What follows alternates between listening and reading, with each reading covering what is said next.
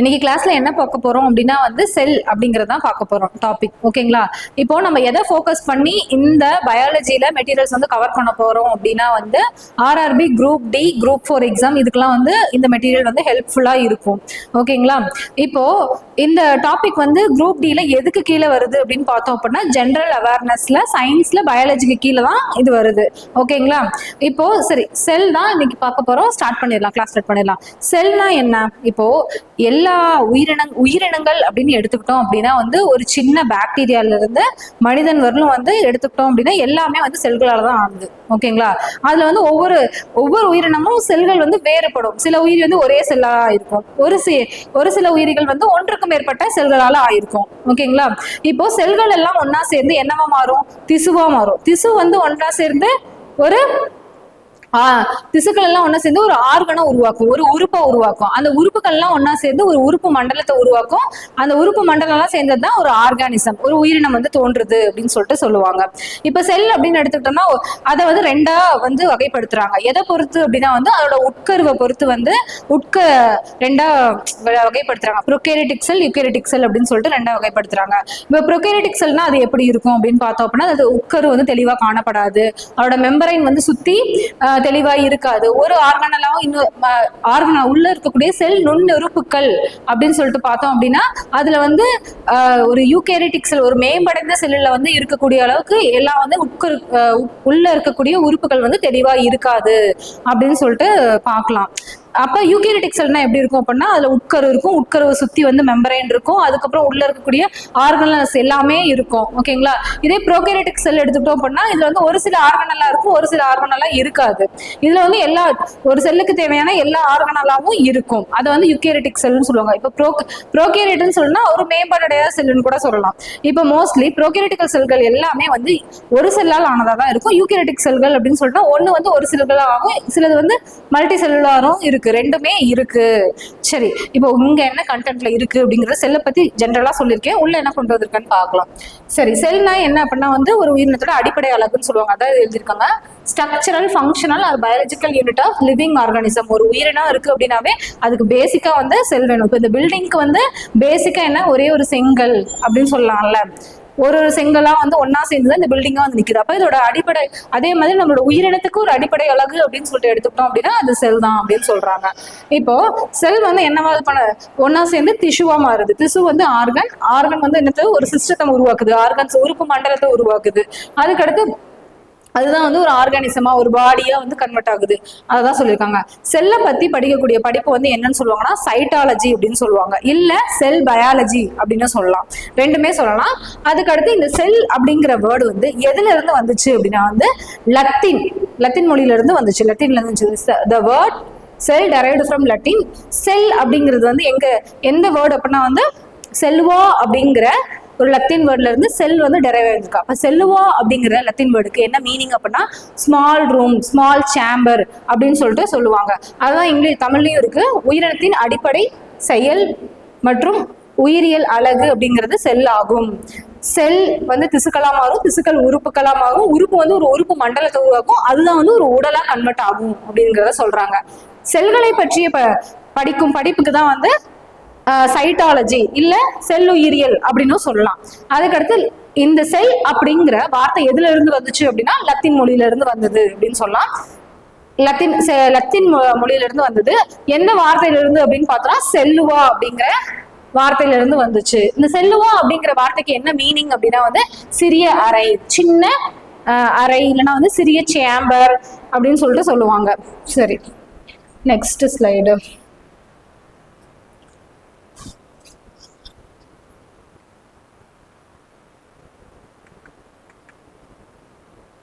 சரி, ஃபர்ஸ்ட் செல்லை வந்து யார் கண்டுபிடிச்சாங்க அப்படின்னு சொல்லிட்டு எல்லாருக்குமே தெரிஞ்சிட்டோம்னா ராபர்ட் ஹூக் தான் கண்டுபிடிச்சாரு. எந்த வருஷம் கண்டுபிடிச்சாருன்னா 1665 வந்து கண்டுபிடிச்சாரு.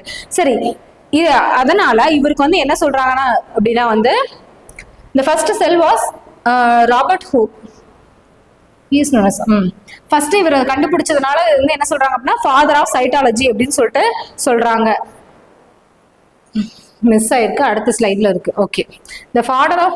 அதே மாதிரி வந்து மாடர்ன் செல்லியலோட தலைவர் அப்படின்னா யார் தலைவர்ங்கிற தந்தை அப்படின்னு சொல்லிட்டு பார்த்தோம் அப்படின்னா கார்ல் பி ஸ்வான்சன் அப்படிங்கிறவரு.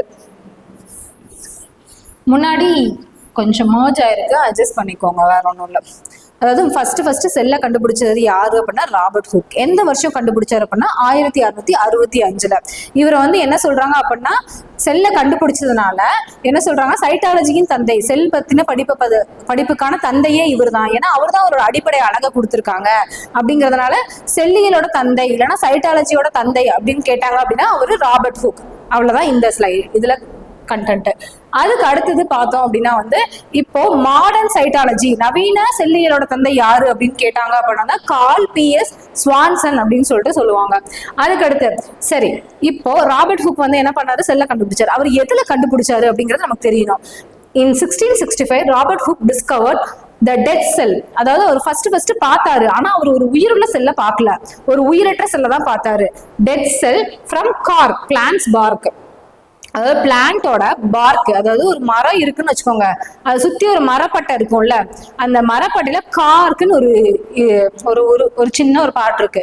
அந்த பார்ட்டை தான் வந்து ஃபர்ஸ்ட் வந்து பார்த்தாருன்னு சொல்றாங்க. அது மட்டும் இல்லாம அவர் எந்த ஒரு மைக்ரோஸ்கோப் மூலம் பார்த்தாரு அப்படின்னா காம்பவுண்ட் மைக்ரோஸ்கோப் மூலம் பார்த்தாரு. இப்போ நம்ம யூஸ் பண்றதெல்லாம் வந்து என்ன, எலக்ட்ரானிக் மைக்ரோஸ்கோப் தான் யூஸ் பண்றோம்.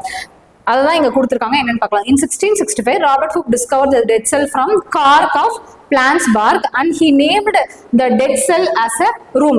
ஃபர்ஸ்ட் பார்த்த உடனே அது வந்து என்ன சொல்ற, ஒரு ரூம் அப்படின்னு சொல்லிட்டு ஒரு ரூம் பேர் வைக்கிறாரு.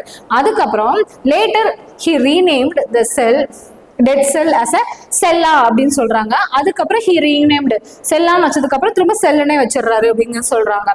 This has been published by, இதை பத்தி அவர் வந்து எதுல சொல்லியிருக்காரு அப்படின்னா ஒரு புக் எழுதியிருக்காரு, மைக்ரோகிராஃபியா அப்படிங்கிற புக்ல இந்த வார்த்தையை வந்து ஃபர்ஸ்ட் பயன்படுத்தியிருக்காரு, இதை பத்தி சொல்லியிருக்காரு அப்படிங்கிறத சொல்றாங்க. அதான் தமிழ்லயும் இருக்கு. நவீன செல்லியலோட தந்தை யாரு அப்படின்னா வந்து கார்ல் ஸ்வான்சன். 1665 தாவரத்தின் மரப்பட்டையின் ஒரு பகுதியான கார்க்ல இருந்து உயிரற்ற செல்லை வந்து முதல்ல ராபர்ட் ஹூக் கண்டறிந்தார். அவற்றிற்கு அரை என்று முதல்ல பெயரிடுறாரு, பிறகு வந்து செல்லான்னு வைக்கிறாரு, அதுக்கப்புறம் செல்லுனே பேர் வச்சிடறாங்க. இதை பத்தி, இந்த கண்டுபிடிப்பை பத்தி எதுல சொல்லியிருக்காரு அப்படின்னா வந்து மைக்ரோகிராஃபியா அப்படிங்கிற புக்ல வந்து சொல்லியிருக்காங்க அப்படிங்கிறத சொல்றாங்க. இதுல இக்கண்டுபிடிப்பை மைக்ரோகிராஃபியா எனப்படும் அவருடைய புத்தகத்தில் வெளியிட்டார் அப்படின்னு சொல்றாங்க. அடுத்து சரி, ஃபர்ஸ்ட் லிவிங் செல்ல பத்தி, அடுத்து உயிருள்ள செல்லை பத்தி பார்க்க போறோம். அதாவது first living sell from bacteria was, ஒரு பாக்டீரியால இருந்து உயிருள்ள செல்லை வந்து ஃபர்ஸ்ட் யார் பாக்குறாங்க அப்படின்னா ஆண்டன் வான் லூவன்ஹூக் அப்படிங்கிறவர் தான் பாக்குறாரு. அதுதான் சொல்லியிருக்காங்க. The first living cell from bacteria was discovered by Anton von Leeuwenhoek. So he is called, அதனால வந்து இவர் என்ன சொல்றாங்க அப்படின்னா ஃபாதர் ஆஃப் மைக்ரோபயாலஜி இல்லைன்னா பாக்டீரியாலஜி. மைக்ரோபயாலஜியோட தந்தை யாருன்னு கேட்டாலும் ஆண்டன் வான் லூவன்ஹூக் தான் சொல்லணும். மைக்ரோபயாலஜியோட தந்தை யாருன்னு கேட்டா ஆண்டன் வான் லூவன்ஹூக் தான் சொல்லணும். அப்ப கொஸ்டின் ஏரியா இதுதான் கொஸ்டின். இந்த ஆண்டன் வான் லூவன்ஹூக் அப்படிங்கறதா கொஸ்டின். அந்த மாதிரிதான் கேட்பாங்க.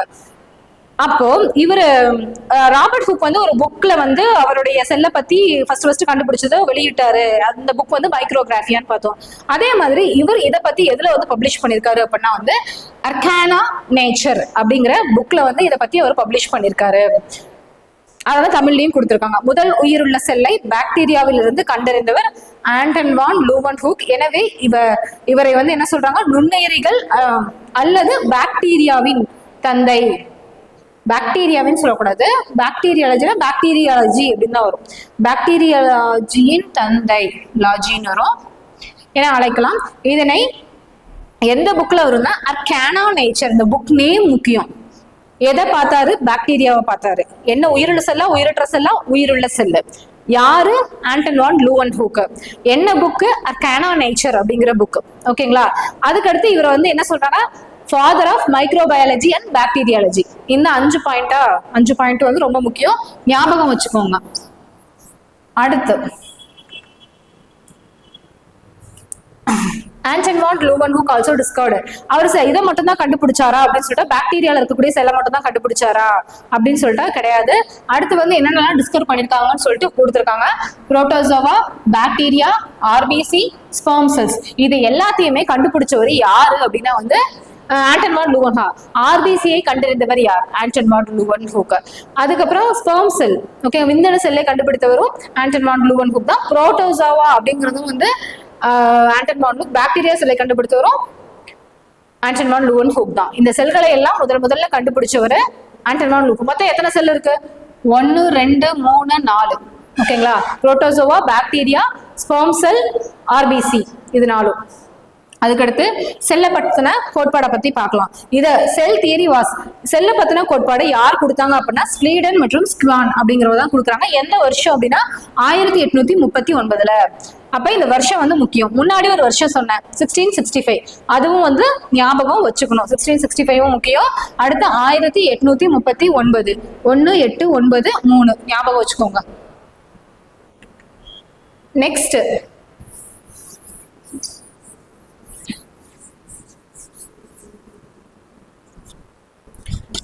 they have given 3 important. இப்போ செல்ல கோட்பாடை யார் கொடுத்தாங்க?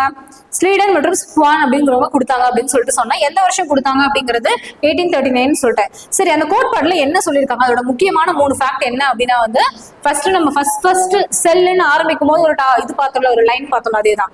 பேசிக் structural functional unit of living. ஒரு ஆர்கானிசம் இருக்கு அப்படின்னா அதோட பேசிக்கே என்ன அப்படின்னா செல் தான் அப்படிங்கிறது தான் இதோட கோட்பாடு.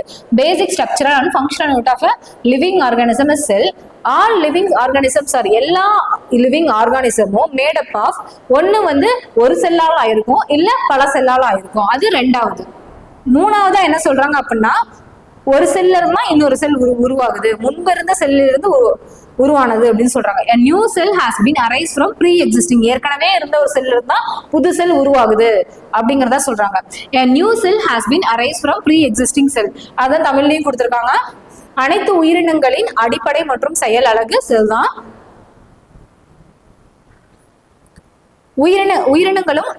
உயிரினங்கள் ஒரு செல் மற்றும் உயிரினங்கள்னு வரும், ஓகேங்களா? ஒரு செல் இல்லைன்னா பல செல்களாக உருவாயிருக்கும். ஒரு செல்லா இருக்கும், இல்லைன்னா பல செல்லா இருக்கலாம்.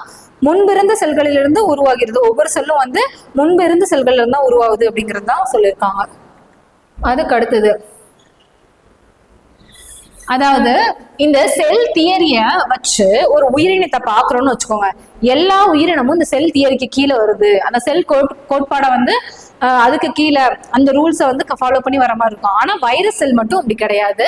எக்ஸப்ட் வைரஸ் செல்லை தவிர மீதி எல்லா செல்களும் வந்து என்ன எதுக்குள்ள வருது அப்படின்னா வந்து இந்த செல் கோட்பாடு, செல் தியரிக்கு கீழே வருது அப்படிங்கிறதா சொல்லியிருக்காங்க. அப்ப இந்த பாயிண்ட் ரொம்ப முக்கியம். 3 பாயிண்ட் சொல்லியிருக்காங்க. இந்த ஃபர்ஸ்ட் செல் தியரியை கொண்டு வந்தவர் யாரு? ஸ்லீடன் ஸ்குவான். என்னன்னு சொல்றாங்க? அது வந்து பேசிக் ஃபங்க்ஷனல் யூனிட் ஒன்று. எல்லா செல்களும் ஒரு செல்லாலா இருக்கும், பல செல்லா இருக்கும். 2வது பாயிண்ட். 3வது பாயிண்ட் என்ன சொல்றாங்க அப்படின்னா வந்து இந்த செல் அப்படிங்கிறது ஏற்கனவே ப்ரீ எக்ஸிஸ்டிங் செல்ல தான் ஒரு புதிய செல் உருவாகுது. ஒரு செல்லானது முன்னாடி இருந்தா ஒரு செல்ல இருந்தா உருவாகுதுன்னு சொல்றாங்க. அதுக்கடுத்து 4வதா வந்து இது பாயிண்ட்ல வராது, வைரஸை தவிர மற்ற எல்லா லிவிங் ஆர்கானிசமும் இந்த செல் கோட்பாட்டுக்கு கீழே வருது அப்படிங்கறத சொல்றாங்க. அதுக்கடுத்து சம் இம்பார்ட்டன்ட் பாயிண்ட்ஸ். என்னென்ன செல்லை பத்தினது? அதாவது லார்ஜஸ்ட் செல் ஆர் லார்ஜஸ்ட் அனிமல் செல் அப்படின்னு பார்த்தா, லார்ஜஸ்ட் செல்லுனாலும் சரி, லார்ஜஸ்ட் அனிமல் செல்னாலும் சரி. லார்ஜஸ்ட்னா பெரிய அப்படின்னு பார்த்தோம்னா ஆஸ்ட்ரிச்சோட எக்கு தான், ஓகேங்களா? அதோட சைஸ் எவ்வளவு இருக்குன்னா 5 பவுண்ட் இருக்கும், ஓகேங்களா? 5 பவுண்டு. அது வந்து என்னன்னா which is 5 pound single cell. ஒரு செல்லோட சைஸை மட்டும்தான் சொல்றேன். அது 5 பவுண்ட் இருக்கும். இருக்கிறதுலே வந்து லார்ஜஸ்ட் செல் எதுக்கு இருக்கு அப்படின்னா ஹியூமனுக்கு இருக்கா? கிடையாது. ஆஸ்ட்ரிச்க்கு இருக்கு. ஜிராஃபிக் இருக்கா? கிடையாது. ஒரு எலிஃபண்ட் இருக்கா? கிடையாது. ஒரு சின்ன உயிரினம், அதோடைய செல்லு ரொம்ப பெருசா இருக்கு. அதோட சைஸ் எவ்வளவு இருக்குன்னா 5 பவுண்ட் இருக்கு அப்படிங்கறத சொல்றாங்க. Smallest sell is mycoplasma. இந்த மைக்கோபிளாஸ்மா தான் இருக்கிறதுலே வந்து மைக்கோபிளாஸ்மாவோட செல் தான் வந்து ரொம்ப சின்ன செல் அப்படின்னு சொல்றாங்க. மைக்கோபிளாஸ்மானா என்ன? ஒரு பாக்டீரியா, வேற ஒன்றும் இல்லை. இந்த லார்ஜஸ்ட் ஹியூமன் செல் இஸ், அதே மாதிரி ஹியூமன் செல்ல லார்ஜஸ்ட் செல் அப்படின்னு சொல்லிட்டு பார்த்தோம் அப்படின்னா வந்து ஃபீமேலோட எக் செல் தான், ஓகேங்களா? அதான் சொல்லியிருக்காங்க லார்ஜஸ்ட் செல். தமிழ்லயும் அதான் கொடுத்துருக்காங்க. வைரஸை தவிர்த்த மற்ற அனைத்து உயிரினங்களோட செல் கோட்பாட்டிற்கும், வைரஸை தவிர்த்து எல்லாமே செல் கோட்பாட்டிற்கு கீழே அடங்கும் அப்படிங்கிறத சொல்றாங்க. அடுத்து மிகப்பெரிய செல் அப்படின்னு பார்த்தோம்னா தீக்கோழி இல்லைன்னா நெருப்பு கோழின்னு சொல்லுவாங்க. அதோடைய முட்டையோட செல் தான் வந்து மிகப்பெரிய செல். அதோட சைஸ் எவ்வளவு பெருசு இருக்கும் அப்படின்னா 5 பவுண்ட் இருக்கும் அப்படின்னு சொல்றாங்க. அதுக்கடுத்து மிக சிறிய செல் அப்படின்னு பார்த்தோம்னா மைக்கோபிளாஸ்மா. மைக்கோபிளாஸ்மானா என்னது, எதோட செல், ஒரு பாக்டீரியாவோட செல். மனிதனின் மிகப்பெரிய செல் அப்படின்னு பார்த்தோம்னா பெண்ணோட கருமுட்டை செல். ஓகேங்களா, ஃபீமேல் எக் செல் இல்லைன்னா ஃபீமேல் ஓமன் சொல்லலாம், ஓம் செல் சொல்லலாம். அடுத்து நான் ஆல்ரெடி சொன்னேன், செல்ல நியூக்ளியஸை பொறுத்து ரெண்டா வகைப்படுத்துறாங்க அப்படின்னு சொல்லிட்டு சொன்னேன். என்னென்ன சொன்னேன், ப்ரோகேரியோட்டிக் செல், யூகேரியோட்டிக் செல் அப்படின்னு சொல்லிட்டு ரெண்டா வகைப்படுத்துறாங்க அப்படின்னு சொல்றாங்க. இப்போ ப்ரோகேரியோட்டிக் செல்னா என்ன அப்படிங்கிறத பார்க்கலாம். A membrane bound nucleus and internal organelles are absent in prokaryotic cell. அதுக்கடுத்து cells are smaller in size, about இதோட செல்லோட சைஸ் வந்து 1 to 10 மைக்ரான் சைஸ்ல தான் இருக்கும் அப்படிங்கறத சொல்றாங்க. அதாவது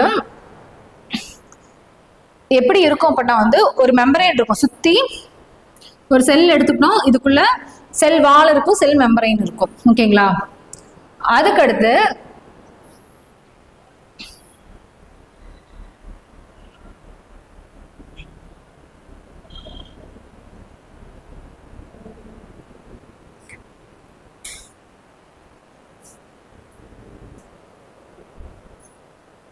செல் வந்து எப்படி இருக்கும் அப்படின்னு சொல்லிட்டு பார்த்தோம் அப்படின்னா, ஒரு செல் அப்படின்னா எப்படி இருக்கும், ஒரு செல் வால் இருக்கும். ஓகேங்களா, செல் வால் அனிமல் செல்ல கிடையாது, பிளான்ட் செல்ல மட்டும்தான் இருக்கும். அடுத்து வந்து பார்த்தோம் அப்படின்னா வந்து என்ன இருக்கும், செல் மெம்பரைன் இருக்கும். ஓகேங்களா, அதுக்கடுத்து சைட்டோபிளாசம் இருக்கும், உள்ள ஒரு நியூக்ளியஸ் இருக்கும், உள்ள நியூக்ளியோலஸ் இருக்கும். ஓகேங்களா, ஜென்ரலாக சும்மா வரைஞ்சிருக்கேன் சும்மா. அதுக்கடுத்து இதுக்குள்ள என்னன்னா எல்லா ஆர்கன் எல்லாமும் இருக்குமோ, செல் நுண்ணுறுப்புகள், அதுக்குள்ளேயே வந்து சின்ன சின்ன மைக்ரோ ஆர்கன்ஸ் இருக்கும். ஓகேங்களா, அதான் நுண்ணுறுப்புன்னு சொல்லுவாங்க. அது எல்லாமே இருக்கும் அப்படின்னா பார்த்தா இல்ல. எந்த மாதிரி செல்லுக்கு, ப்ரோகேரியோட்டிக் செல்லுக்கு. இது வந்து அந்த அளவுக்கு மேம்பாடு இருந்த செல் கிடையாது, ரொம்ப பிரிமிட்டிவ்னு சொல்லுவாங்க. அதுக்கடுத்து இதோடைய சைஸ் வந்து எப்படி இருக்கும் அப்படின்னா வந்து 1 to 10 மைக்ரான் வரலும் இருக்கும். அதுக்கப்புறமும் ப்ரோகேரியோட் செல்ல இன்னும் வந்து சொல்லியிருக்காங்க ப்ரோகேரியோட் செல்லை பத்தி. Mostly all the prokaryote cells are single cell organism. Prokaryote cell அப்படின்னு எடுத்துக்கிட்டாவே அது ஒரே ஒரு செல்லால் ஆனதுதான், அதை ஞாபகம் வச்சுக்கணும். மல்டி செல்லுலர் கிடையாது. அதே யூகேரியோட் எடுத்தா சிங்கிளும் இருக்கு, மல்டியும் இருக்கு.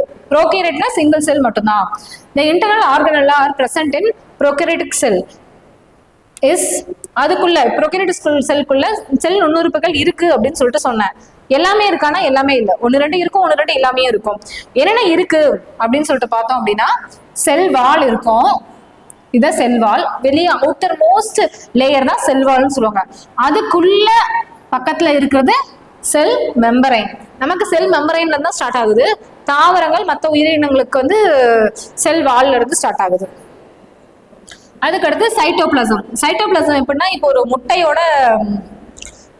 முட்டையை எடுத்துக்கிட்டோம் அப்படின்னா உள்ள வந்து ஒரு ஜெல் மாதிரி இருக்குன்னு வச்சுக்கோங்க, அதுதான் வந்து சைட்டோபிளாசம் ஞாபகம் வச்சுக்கோங்க. அதுக்கடுத்து உள்ள நியூக்ளியஸ் இருக்கும், இந்த நியூக்ளியஸ்குள்ளதான் குரோமோசோம் இருக்கும். எப்படி இருக்குன்னா குரோமாட்டின் த்ரெட்ஸா இருக்கும். அந்த குரோமாட்டின் த்ரெட்ஸுக்குள்ள அப்படின்னு சொல்லிட்டு பார்த்தோம் அப்படின்னா செல் டிவிஷன் அப்போ அது குரோமோசோமா நம்மளால பார்க்க முடியும். இதுக்குள்ளதான் டிஎன்ஏ ஜீன் இருக்கும், ஜீனுக்குள்ளதான் டிஎன்ஏ இருக்கும். அதெல்லாம் நம்மளோட ஹெரிடிட்டரி இன்ஃபர்மேஷன், நம்மளோட பாரம்பரிய பண்புகள் எல்லாம் இருக்கும். ஓகேங்களா, இது சும்மா இதுக்காக சொன்னேன். இப்போ என்ன சொல்லியிருக்காங்க அப்படின்னா, ஜென்ரலா வந்து ப்ரோகேரியோட்டிக் செல்னா ஒண்ணுமே இல்லாம இருக்காது, ஒரு சில சின்ன ஆர்கனலா தான் இருக்கு. அது என்னென்னு பார்த்தா cell wall, cell membrane, cytoplasm, chromosome, ribosome இதெல்லாம் தான் இருக்கு அப்படின்னு சொல்றாங்க. இதுவும் இருக்கும், நியூக்ளியஸும் இருக்கும், ஆனா தெளிவற்று காணப்படும். அதை சுத்தி மெம்பரைன்லாம் இருக்காது. அதுக்கடுத்து சிங்கிள் குரோமோசோம் பிரசன்ட். அதுக்குள்ள வந்து என்னன்னா எத்தனை குரோமோசோம் இருக்கும் அப்படின்னா வந்து ஒரே ஒரு குரோமோசோம் தான் இருக்கும், சிங்கிள் குரோமோசோம் தான் இருக்கும்னு சொல்றாங்க.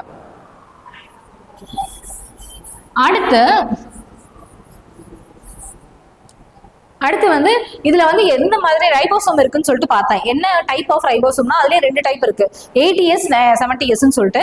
ப்ரோகேரியோட்டிக் செல்க்கு 70S ரைபோசோம் தான் இருக்கும் அப்படின்னு சொல்றாங்க இன் ப்ரோகேரியோட்டிக் செல். அதுக்கடுத்து பாக்டீரியா, இதுக்கு எடுத்துக்காட்டு அப்படின்னு சொல்லி பார்த்தோம் அப்படின்னா மேம்பாடு அடையாத செல்ல தான் வந்து நான் என்ன சொல்றேன், அந்த அளவுக்கு ப்ரோகேரியோட்டிக் செல். இதுல வந்து என்ன ஒரு செல்லால் தான் ஆனது அப்படின்னு சொல்றேன். ஆர்கனல்ல எல்லாமே இருக்குமான்னு பார்த்தா எல்லாமே இருக்காது, ஒரு சில ஆர்கன் மட்டும்தான் இருக்கு. என்னென்ன இருக்குன்னா செல் வால் இருக்கும், செல் மெம்பரைன் இருக்கும், ரைபோசோம் இருக்கும்.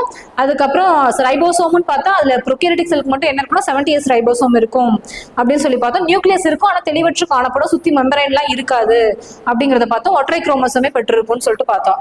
சரி, இதுக்கு எடுத்துக்காட்டு என்ன அப்படின்னு பார்த்தா பாக்டீரியாவோடது, ப்ளூ கிரீன் நீல பசும் பாசின்னு சொல்லுவாங்க. மைக்கோபிளாஸ்மா. மைக்கோபிளாஸ்மா அப்படிங்கிறது என்னது, இருக்கிறதுலே வந்து மிகச்சிறிய செல் அப்படின்னு சொல்லிட்டு பார்த்தோம். அதுக்கடுத்து ஆர்ச்சியே அப்படின்னு சொல்லிட்டு ஒரு இது உயிரி ஆர்ச்சியே, அதுவும் வந்து இதுக்கான எடுத்துக்காட்டு அப்படின்னு சொல்றாங்க. இதுதான் தமிழ்லையும் கொடுத்தாங்க. ப்ரோகேரியோட்டிக் செல்ல 70S ரைபோசோம்கள் காணப்படுகிறது. பாக்டீரியா, நீல பசும் பாசிகள், மைக்கோபிளாஸ்மா, ஆர்ச்சியேன்னு சொல்றாங்க. இதெல்லாம் வந்து ப்ரோகேரியோட்டிக் செல்லுக்கான எடுத்துக்காட்டு அப்படின்னு சொல்றாங்க. அடுத்தது பார்த்தோம்னா யூகேரியோட்டிக் செல்.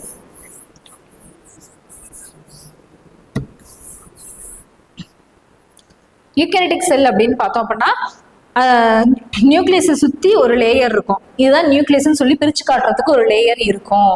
அதாவது மெம்பரைன் பவுண்ட் நியூக்ளியஸ் சுற்றி மெம்பரைன் இருக்கும். And internal organs are present. Internal organs எல்லாம் இருக்கும் அப்படிங்கிறத சொல்லியிருக்காங்க. நிமிஷம்.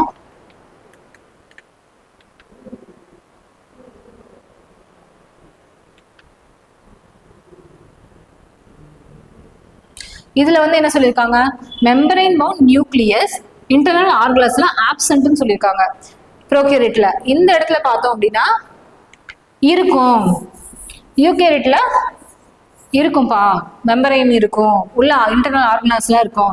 மெம்பரைன் பவுண்ட் நியூக்ளியஸ் இன்டர்னல் ஆர்கனஸ்லாம் பிரசன்ட் இன் யூகேரியட்டிக் செல் அப்படின்னு சொல்றாங்க.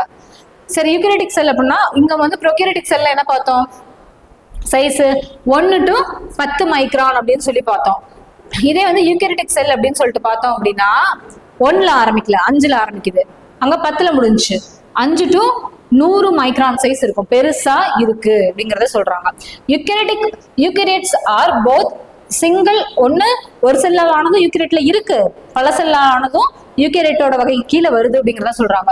Single or multi cell organism. The internal organelles are present in eukaryotic cell. இதுல வந்து என்னென்ன எல்லா ஆர்கானெல்லாமே இருக்கு அப்படிங்கிறத சொல்றாங்க. என்னென்ன இருக்கு அப்படின்னா செல் வால் இருக்கு, செல் மெம்பரைன் இருக்கு, உள்ள சைட்டோபிளாசம் இருக்கு, அந்த சைட்டோபிளாசத்துக்குள்ளார வந்து நியூக்ளியஸ் இருக்கு, நியூக்ளியஸ்குள்ள குரோமோசோம் இருக்கு, இங்க வந்து ரைபோசோம்ஸ்லாம் இருக்கு, ரைபோசோம்ஸ், புரோட்டோபிளாசம்னா நியூக்ளியஸும் சைட்டோபிளாசமும் சேர்ந்ததான் வந்து புரோட்டோபிளாசம்னு சொல்லுவாங்க.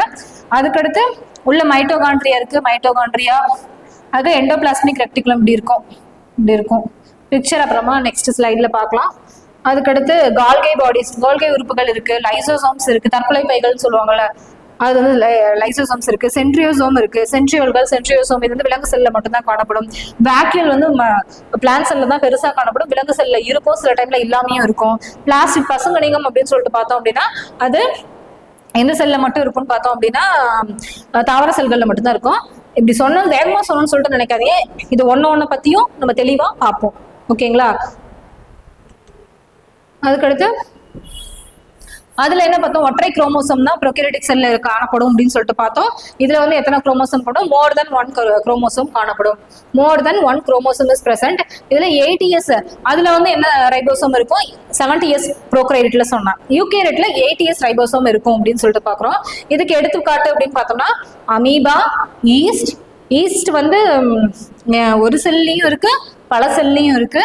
Chlamydomonas are single celled eukaryotic cells.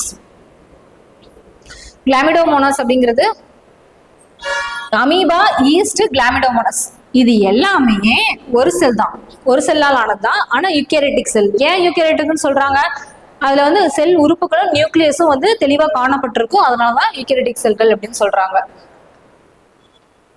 அதுக்கடுத்து plant cell, animal cell, most of the fungi, algae, multi cell eukaryotic organism எல்லாமே வந்து இதுல தான் வரும்னு சொல்றாங்க. Plants, animals, most of the fungi cells. முன்னாடி வந்து ஒரு செல் ஆனது, இதெல்லாம் பிளான்ட் செல், அனிமல் செல் இதெல்லாம் வந்து பல செல்கள், மல்டி செல்னால ஆனது. அதுக்கடுத்து மோஸ்ட் ஆஃப் த ஃபங்கை, முக்காவாசி ஃபங்கை வந்து எதுலன்னா யூகேரியட்டிக்ல தான் வருது அப்படிங்கிறத சொல்றாங்க. Algae R multi celled eukaryotic செல். சிலது வந்து ஃபங்கையிலேயே வந்து ஒரு செல்லாலான ஃபங்கையும் இருக்கு. இந்த ஈஸ்ட் அப்படிங்கிறது ஒரு செல்லாலானது தான், ஃபங்கை தானே. அதுக்கடுத்து